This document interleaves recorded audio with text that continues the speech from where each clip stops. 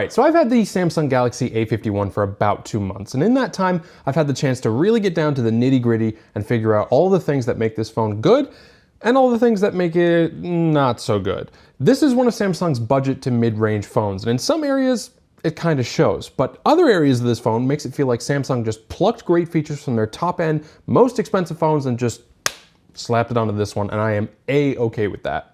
One area that this phone really shines in is its overall design. It's got nice and clean rounded edges and a near bezel-less frame around the display. The back of the phone is very modern with its square camera bump and array of 4 cameras, and I absolutely love the prism black colors that this thing gives off. In fact, my Aura Black Note 10 looks boring in comparison. There's still a pretty stark contrast between these two phones in terms of materials though. The A51 has what Samsung calls a glastic back, meaning that the back of the phone is made from a composite material somewhere between glass and plastic. It feels a lot more like plastic than glass though, and the fact that it is plastic also means that there's no wireless or reverse wireless charging on the A51. While that does suck, it's not surprising for the cost of the phone, and the plastic does mean the phone is a lot lighter than other phones of its size, coming in at about 172 grams.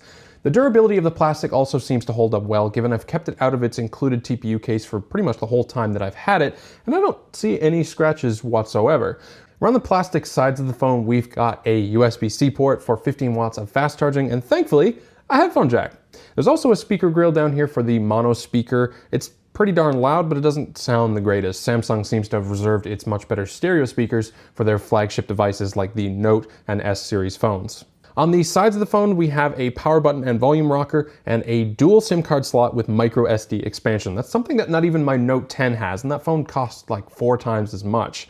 Around the front of the phone, the display looks just as modern. The A51 has a 6.5-inch 1080p display with the Infinity O cutout for the selfie camera, just like every Samsung flagship out there. It's actually quite a bit smaller of a cutout than the Note 10, which I really like. The other thing I really like is that the fact that the glass around the edges is flat. No waterfall display here, just a clean, flat screen.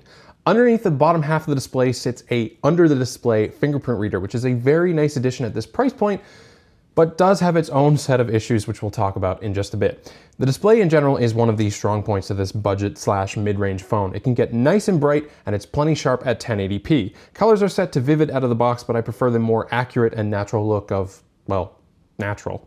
I have absolutely zero complaints about the display in general. I think Samsung absolutely nailed it on this phone for this price point. It's a great size for watching TV or movies on the go, and the small cutout for the camera is very unobtrusive.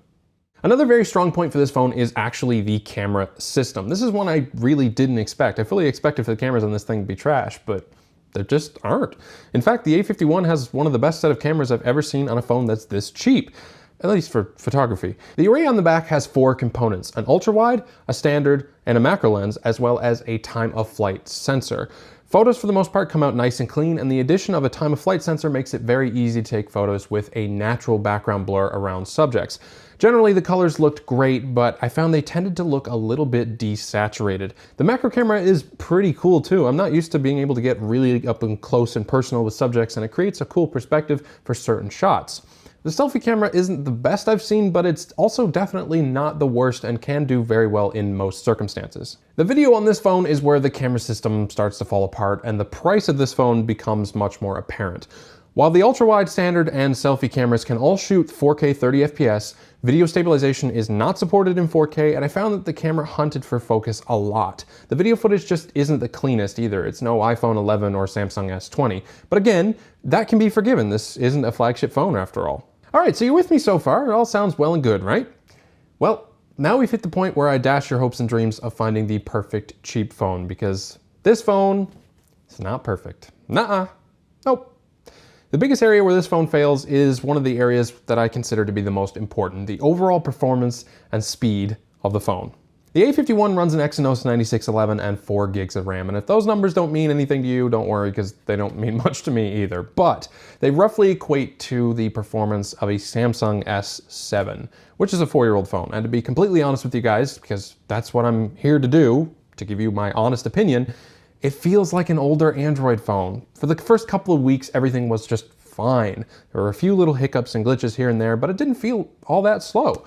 And then I put it down for a couple of days to test out the S20, and when I came back, it almost seems like it knew I was testing a more expensive, faster phone and got jealous, because from that point to now, it slowed down a lot. In the menus and whatnot, it was fine, but when you start switching apps and multitasking a little, the A51 just bogs down and it becomes a bit of a mess. I can deal with the odd hiccup here and there, but when the camera refuses to open for several seconds after I hit the camera app and I miss the crucial moment that I was trying to capture quickly, it just gets to me. Performance is just not that great, and that's something you'll have to live with if you buy this phone.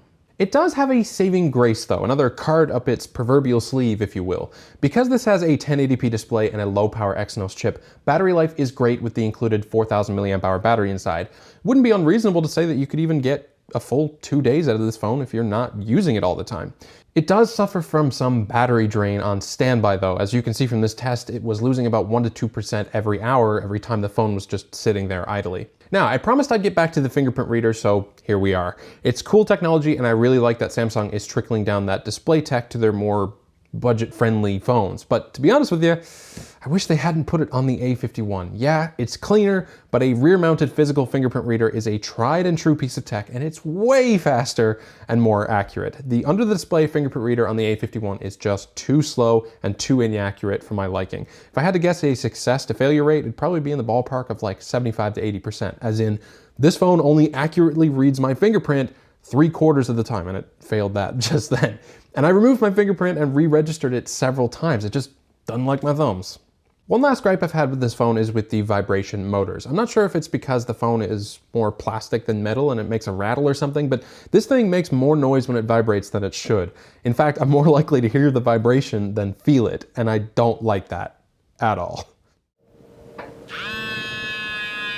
Okay, so final thoughts. I know I sound like I'm ragging on this phone a lot, but it's because I have to. I can't let you guys go out and spend your hard-earned cash on this phone and not tell you about all the things that you'll encounter when you actually own it yourself, whether they be good things or bad things. I want to prepare you for what you're getting into so that you don't come back and get all angry at me for not telling you about something that I didn't like about this phone. So here it is.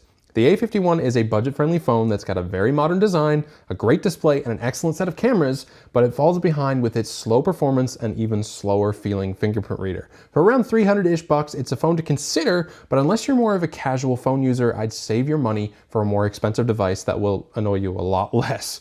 Actually, if you don't mind going to the used market, you could probably get a Note 9 for a bit more than that, and that's a way better phone for the money, so have a look around. If you like this video, please give it a like and subscribe to support my channel, and as always, have a great day.